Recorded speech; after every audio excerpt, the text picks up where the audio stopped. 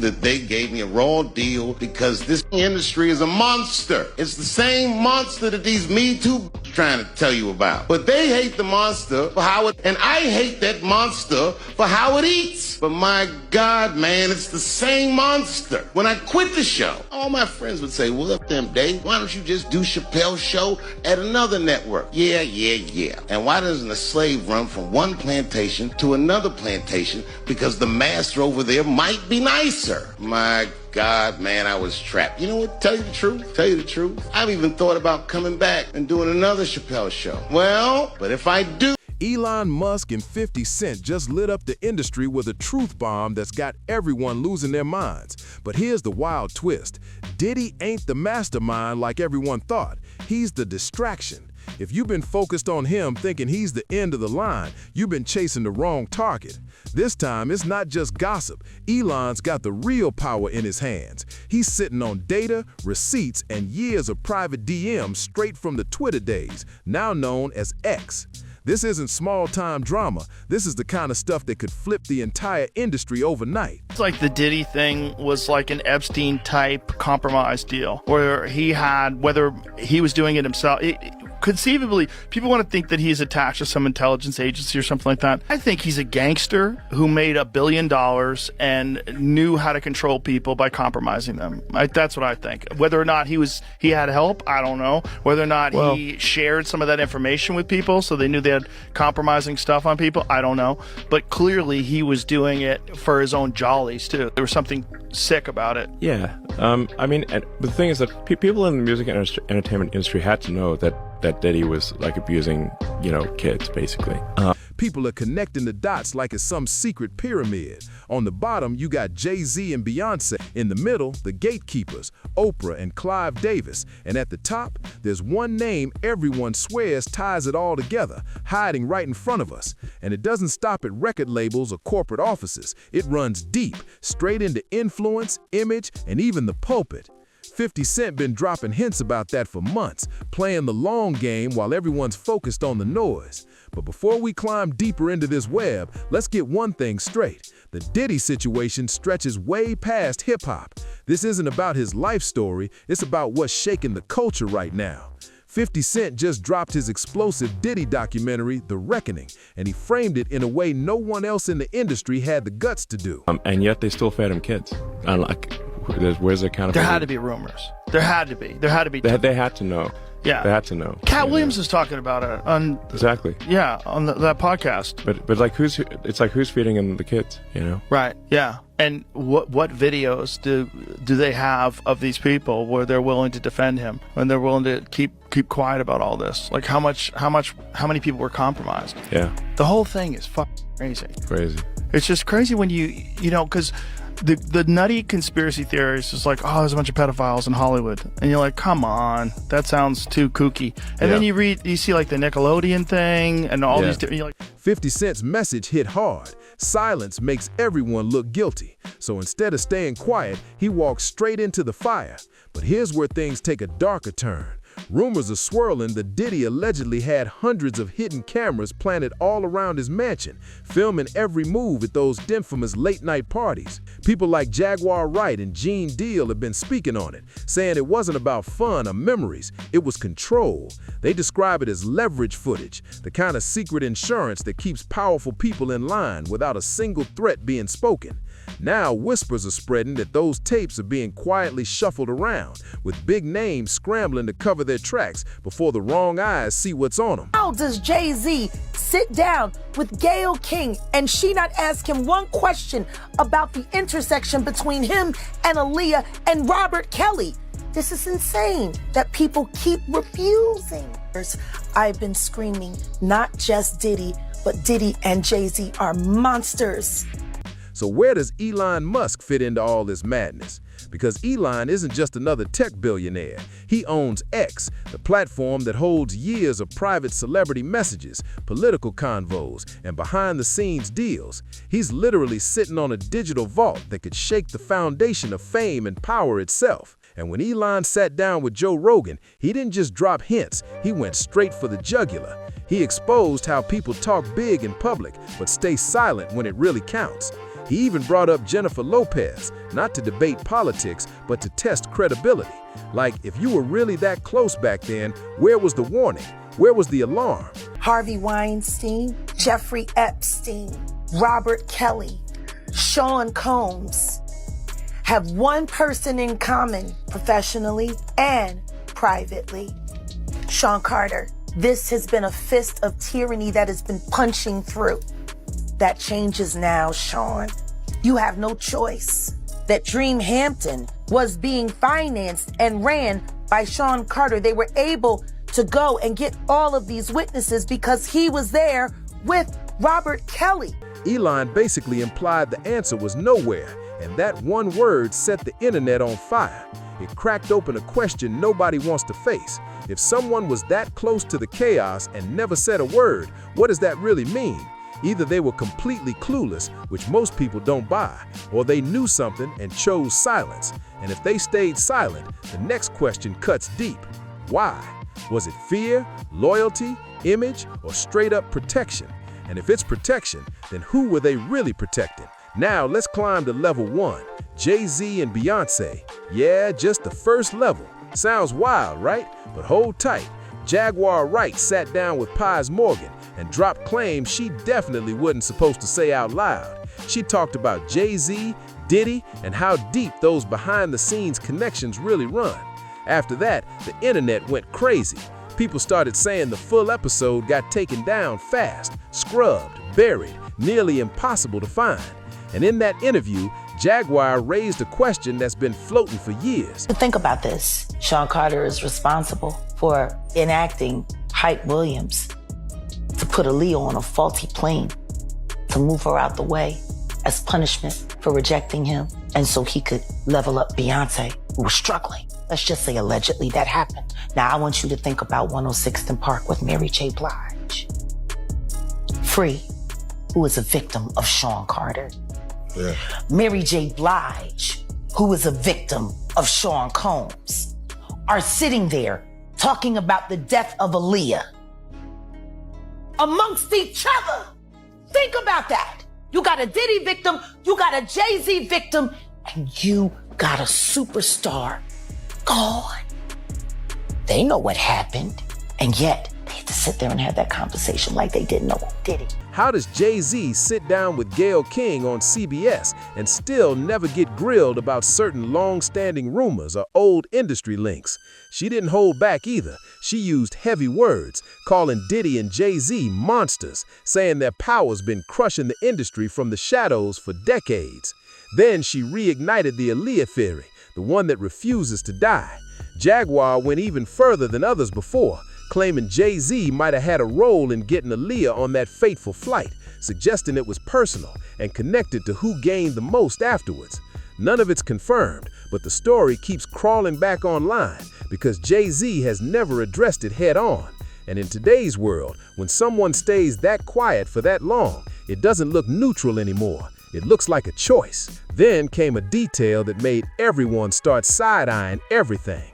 When Diddy got hit with charges and lawsuits started piling up, one name popped out immediately: Alex Spiro, Jay-Z's personal lawyer.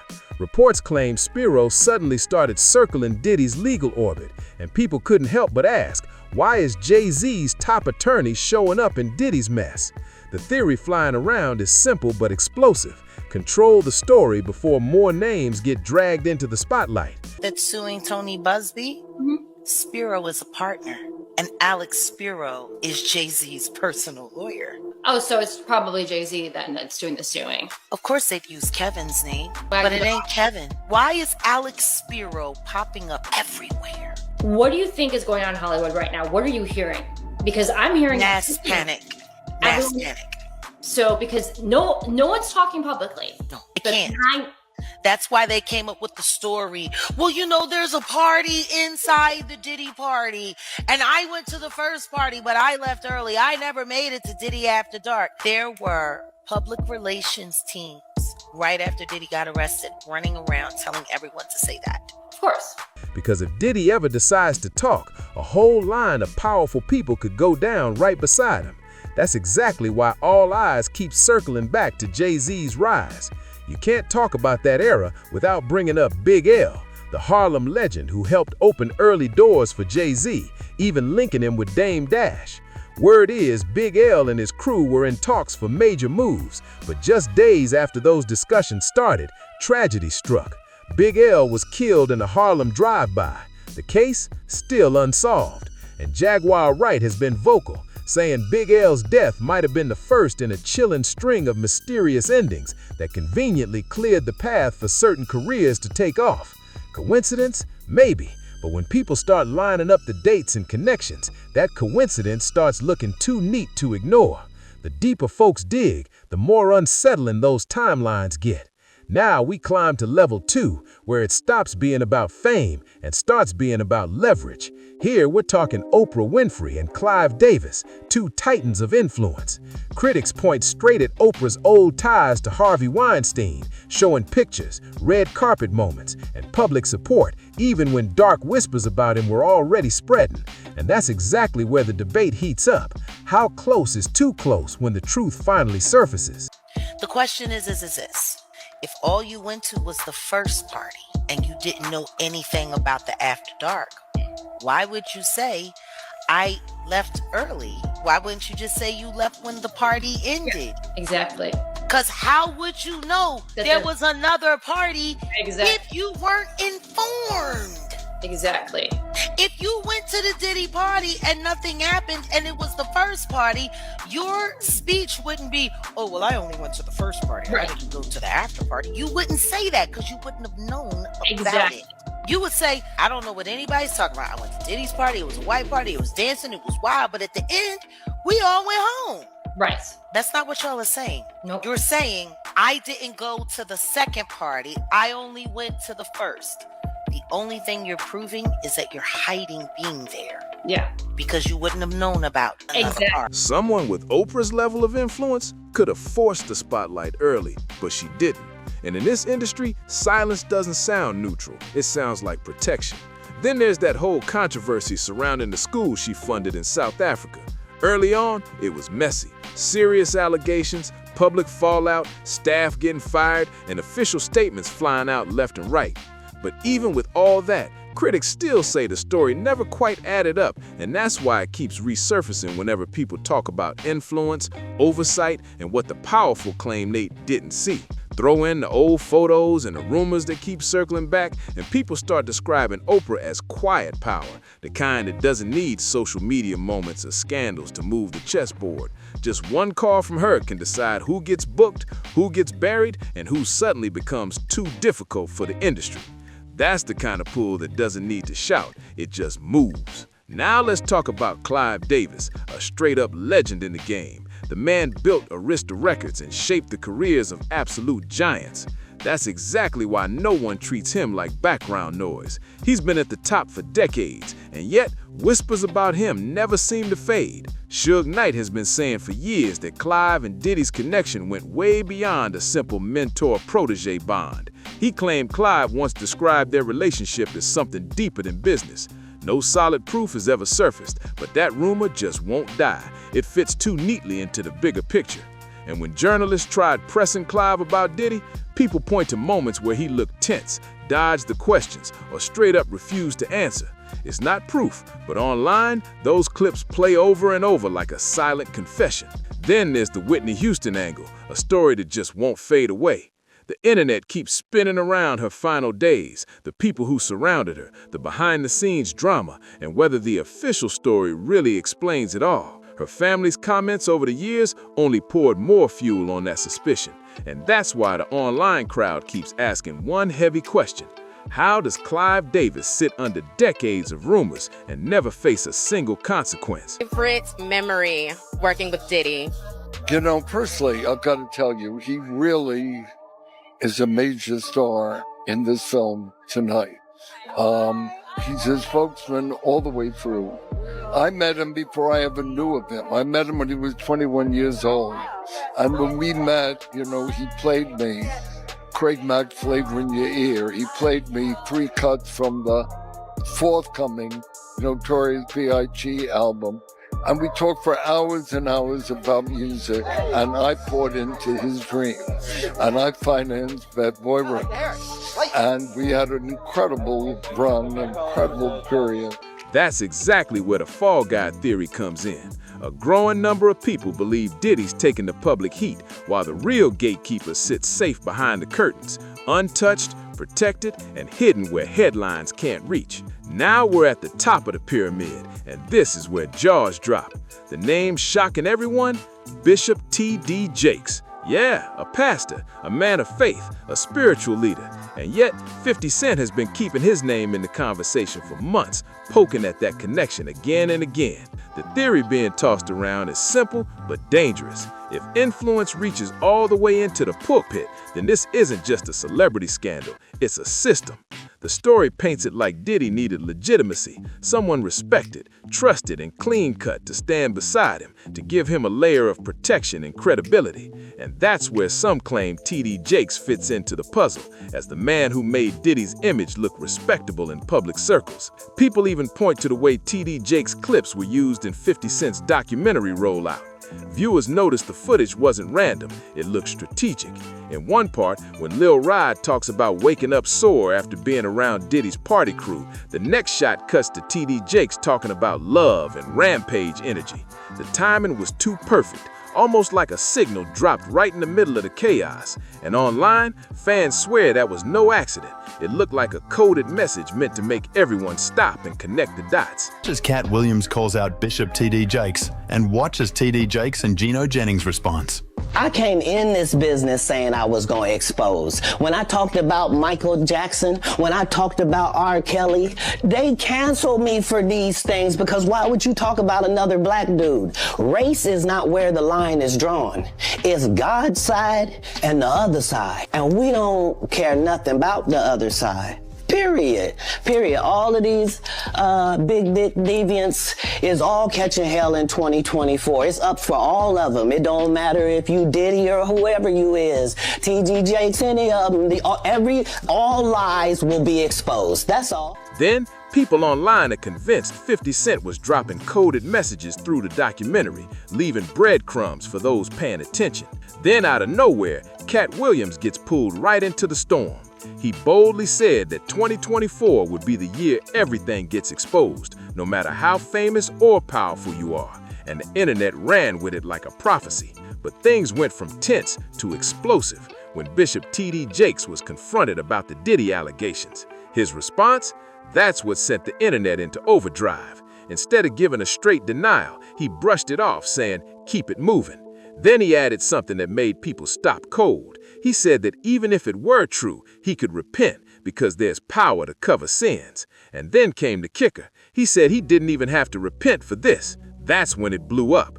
To the public, it didn't sound like a man defending his innocence. It sounded like a man dodging accountability. Jaguar Wright jumped right in and threw gas on the flames. She said if Bishop Jakes was ever in Diddy's party circle, there are only two possible motives: money or access. She called those environments leverage zones, saying they were built to trap people, claiming there's video and audio floating around showing powerful figures doing things they never wanted linked to their name. Whether any of it holds up is still a mystery, but that almost doesn't matter anymore. Once people believe that receipts might exist, the real fear isn't the rumor itself, it's the possibility of footage coming to light. Jaguar didn't stop there. She pushed it even further. She claimed that multiple men have stepped forward with stories that, in their eyes, link T.D. Jakes to that same secretive world surrounding Diddy. No public proof yet, just insider whispers, alleged accounts, and talk of legal maneuvers happening quietly behind the scenes. And it keeps spreading fast because to many, it fits the exact same pattern that's been haunting this entire saga. Power protects power until it can't. Jakes was at a Diddy party. There could only be two reasons: money or sex. That's all that happens at Diddy parties: money and sex. Cassie has turned over substantial amounts of evidence to the feds. I'm told that after Cassie had a long conversation with Blank, I have to protect this person. They're going through a lot right now. And her lawyers, she finally was convinced to give up the videotapes and audio recordings that contain. Then Gene Deal jumped in and dropped his own bomb. He questioned why a man of the cloth, a respected religious leader, would even be near those types of wild parties, the ones everyone describes as anything but clean. He flat out said it's hard to justify that kind of presence unless you're either endorsing the scene or participating in it. And then came his biggest tease. Gene hinted that he's heard about tapes that might eventually surface.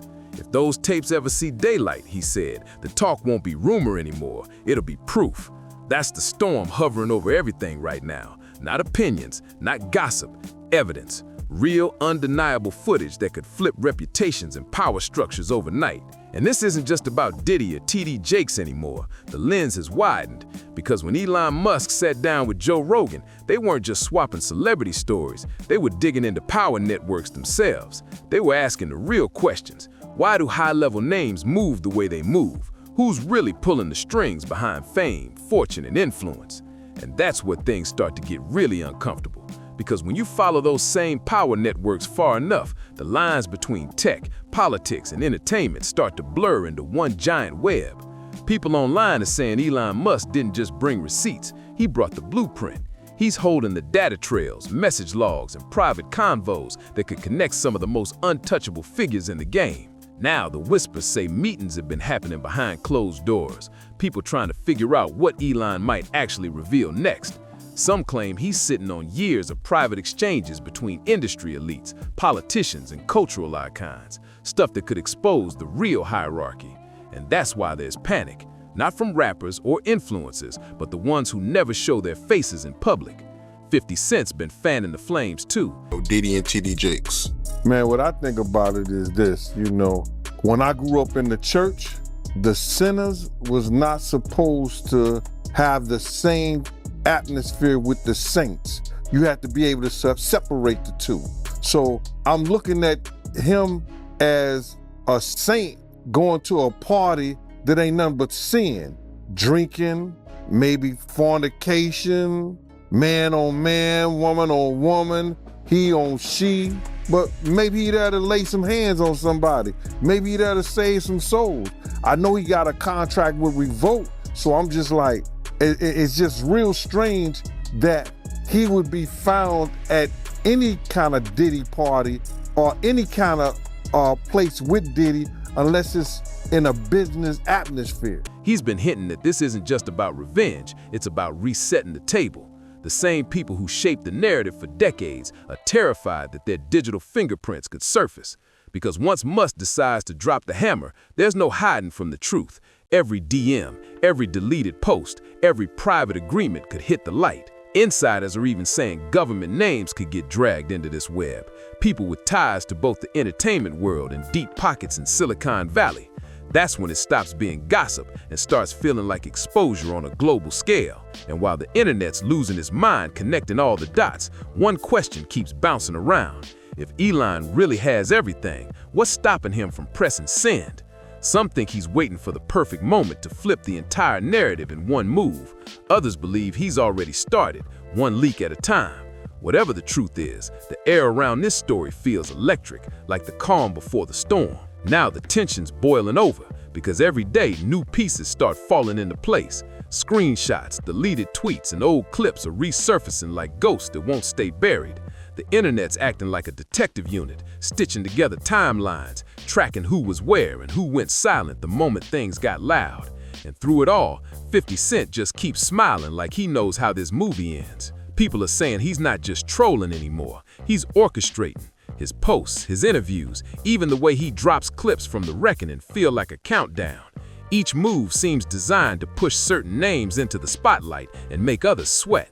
The man's playing chess while everyone else is still figuring out the board. Meanwhile, rumors are spreading that major outlets are sitting on bombshell reports, stories that could tie together the music industry, politics, and even church money.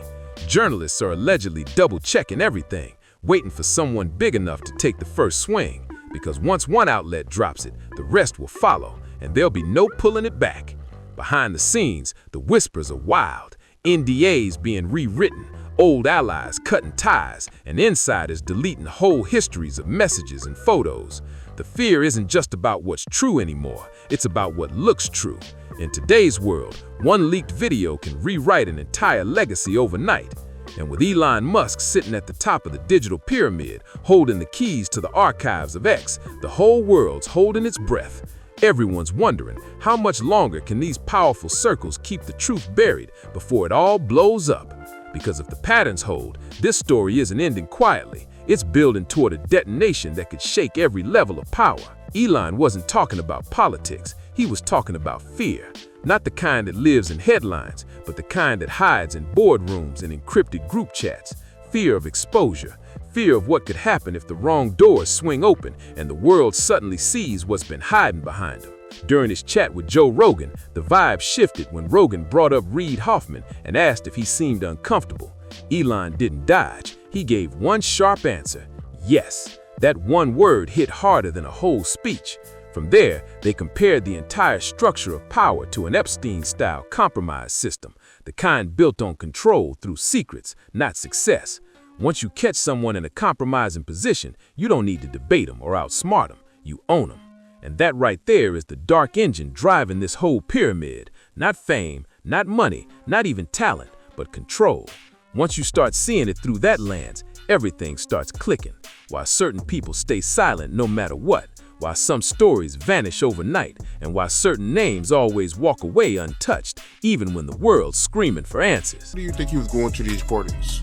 I think that he's going to the Diddy parties, bruh. If he's going, well, we know he's going to the Diddy parties, and I know that I know what usually happens at the Diddy party, or when we told this happened at the Diddy parties. Maybe he needs to see it for himself, man. Maybe he needs to go there and really be involved in some things that could help save some individuals while they going to those parties. Dave Chappelle said it in his own way, but his message landed the same. In this game, truth isn't hidden by accident. It's protected on purpose. That's when everything started to click for people. The real game was never about money or fame. It was about who controls who. And once that realization hit, the internet turned into an investigation zone. Threads, archives, old interviews, everything started getting re-examined through this new lens of control and silence. Now everyone's watching the elite scramble. Executives stepping back from public events, influencers suddenly going quiet, and certain names popping up in leaked email rumors that feel a little too specific to ignore. It's like the entire pyramid shaking from the top down, and no one's sure which level will crack first. 50 Cent still in the middle of it all, turning every new development into a headline. He's not just exposing Diddy anymore, he's exposing the whole system that protected Diddy. Every post he drops feels like a trigger. Fans dissecting every caption, every emoji, looking for hidden clues. It's like he's playing a psychological war game against the most powerful people on the planet. Meanwhile, Elon Musk keeps hinting at data drops coming soon. People think he's setting the stage for something massive, a digital unmasking that could shatter reputations and rewrite alliances across industries. Tech, music, politics, even religion, no one's off limits anymore.